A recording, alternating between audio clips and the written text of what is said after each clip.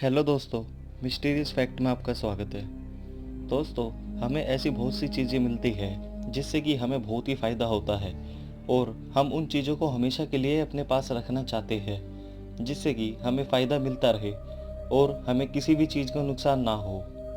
उन चीज़ों का इस्तेमाल करके हम बहुत पैसा कमाते हैं और भगवान से उन चीज़ों को हमेशा अपने पास रखने के लिए बोलते हैं। लेकिन हमारी दुनिया में सभी चीज़ें हमारे लिए फ़ायदेमंद नहीं होती। कुछ चीज़ें ऐसी होती है जो कि सिर्फ हमारे लिए नुकसान ही पैदा करती है।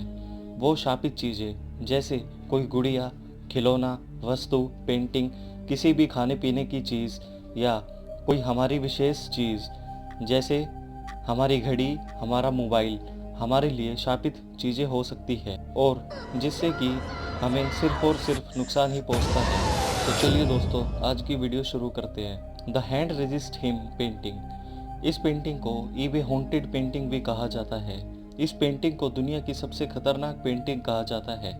यह पेंटिंग 1972 में बिल स्टोनहैम ने बनाई थी। बिल स्टोनहैम के अनुसार ये पेंटिंग हमारे और आत्माओं के गेटवे को खोलती है। इस पेंटिंग को साल 2000 में ईबे नाम की वेबसाइट पर यह लिखकर अपलोड किया गया था कि ये पेंटिंग हॉन्टेड है और इसे शाप भी है। इस पेंटिंग में एक लड़का और उसके साथ एक मनुष्य डॉल भी है और उनके पीछे कुछ हाथों के निशान भी है। एक अनजान आदमी जो उस पेंटिंग को ईबे पर बेच रहा था, उसका कहना है इस पेंटिंग के पीछे जो हाथ बने हुए हैं वो हर रात अपनी जगह बदलते हैं। उस सेलर ने उस पेंटिंग को बेचने के लिए जो ऐड लगाया था उस पर यह भी लिखा था, आप इस पेंटिंग को ना खरीदें अगर आप दिल के मरीज हैं या भूतिया चीज़ों से अनजान है। इंटरनेट पर कई लोगों का दावा है कि जिन लोगों ने इस पेंटिंग को देखा था या तो वो पागल हो गए या बीमार पड़ गए। इस पेंटिंग को कैलिफोर्निया के कपल ने खरीदा था जिनका कहना था इस पेंटिंग को खरीदने के बाद उन्हें नेगेटिविटी का एहसास होने लगा था। इस पेंटिंग के मालिक का कहना है पेंटिंग के कैरेक्टर्स रात को चलते हुए दिखे हैं और कई बार तो गायब भी हो जाते हैं। इसके बाद उन कपल्स ने यह फैसला किया कि अब वो ये पेंटिंग नहीं रखेंगे और इस पेंटिंग को एक गैलरी ओनर को बेच दिया। लेकिन उसे भी क्या पता था इस पेंटिंग के बारे में। गैलरी ओनर का कहना था इस पेंटिंग से अजीबोगरीब आवाज़ें आती है। अब तक इस पेंटिंग को स्मिथ गैलरी में रखा हुआ है। The anguished man painting. दोस्तों, एक अच्छी पेंटिंग बनाने में आर्टिस्ट अपना दिल और दिमाग, खून पसीना सब लगा देता है। लेकिन सोचिए तब क्या हो जब एक पेंटिंग बनाने के लिए असली में ही खून का इस्तेमाल किया गया हो।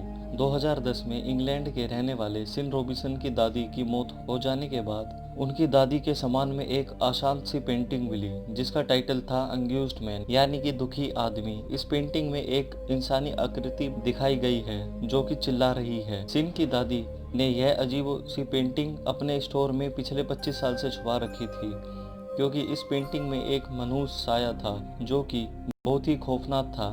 दादी ने यह भी लिखा था कि ये पेंटिंग एक ऐसी आर्टिस्ट ने बनाई है जिसने पेंट के साथ अपना खून इस्तेमाल किया था और उसने ये पेंटिंग बनाने के फौरन बाद सुसाइड कर लिया था।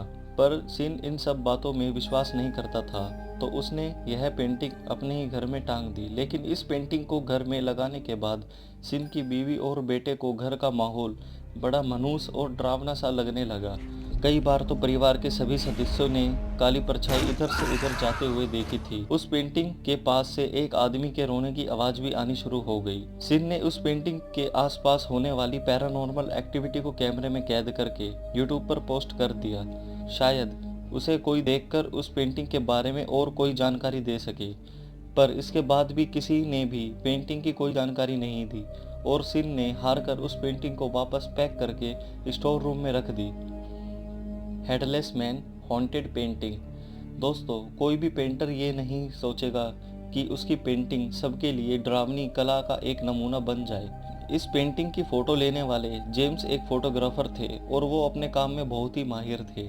उनके द्वारा खींची गई एक फ़ोटो बहुत मशहूर हुई थी जिसमें बिना सर वाला आदमी खड़ा दिखता था, जबकि जेम्स का यह कहना था कि फ़ोटो खींचते समय वहाँ ऐसा कुछ भी नहीं था। जेम्स की एक आर्टिस्ट दोस्त लोरा को ये फ़ोटो इतनी पसंद आई कि उसने उसे पेंटिंग के रूप में बना डाली। पर पेंटिंग को बनाते समय लोरा को काफ़ी बेचैनी महसूस होती थी।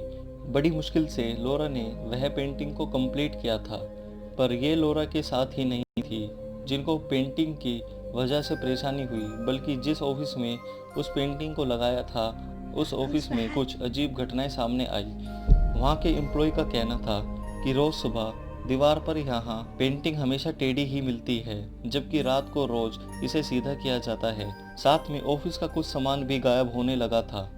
इन सब के बाद लोरा ने वो पेंटिंग वापस ले ली और अपने गैरेज की दीवार पर टांग दी थी।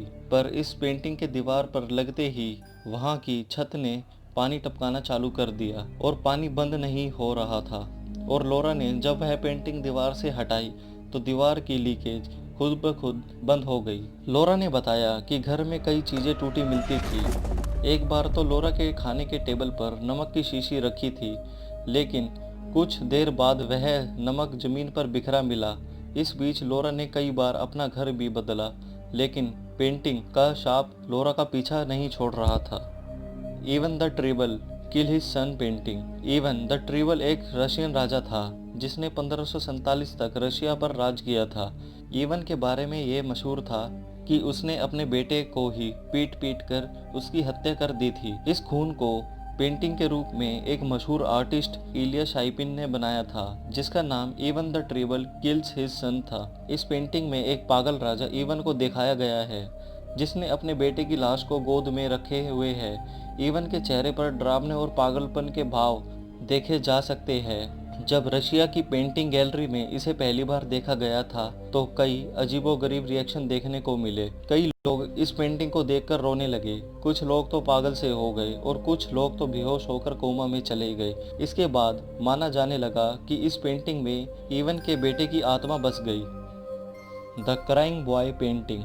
दोस्तों, दुनिया में ऐसी कई शापित चीजें हैं जिनसे लोग दूर ही रहना पसंद करते हैं। ऐसी एक पेंटिंग ने लोगों को सोचने पर मजबूर कर दिया, क्योंकि पेंटिंग में मासूम सा दिखने वाला ये लड़का जिस घर में भी दिखा वहाँ हमेशा के लिए मातम छा गया। रोते हुए इस बच्चे की पेंटिंग को 1985 में इटली के मशहूर आर्टिस्ट जियोवानी बारगोलिन ने बनाया था, लेकिन वो ये नहीं जानते थे कि आखिर वो बना क्यों रहे हैं। इस पेंटिंग को देखकर लोग इसे देखते ही रह गए।